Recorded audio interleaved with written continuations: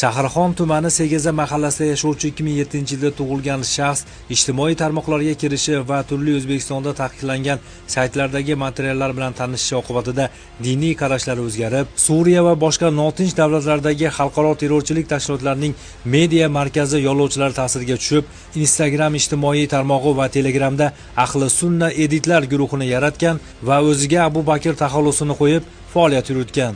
Mazkur guruhga 8 nafar o'zi bilan tengdosh bo'lgan Shahrixon tumanidagi maktabda birga tahsil oladigan tengdoshlarini qo'shib, ular bilan shahidlik, jihod qilish masalasida suhbatlar olib borishib, hatto o'zlariga diniy taxalluslar ham qo'yishib, bugungi kunda notinch bo'lgan chet davlatlarga chiqib ketishni rejalashtirishgan. Andijon viloyatida huquqni muhofaza qiluvchi idoralar bilan hamkorlikda olib borilgan tadbirlar natijasida mazkur jamoat faoliyatiga chek qo'yilib, guruh a'zolarining terrorchilik harakatlarida sodir etilayotgan xorijiy davlatlarga chiqib ketishlarining oldi olindi. Instagram orqali taqiqlangan videolarni, jihodga chorlovchi videolarni ko'rardim va men guruh ochganman.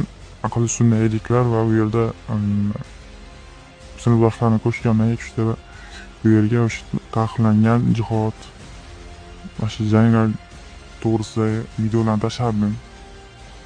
O'sha kanalda biz jihod videolarni ko'rib Suriyaga ketmoqchi bo'lgan she'rlarimni jihodga va bu yo'l xato ekan, ishonmamoq qilganishimdan.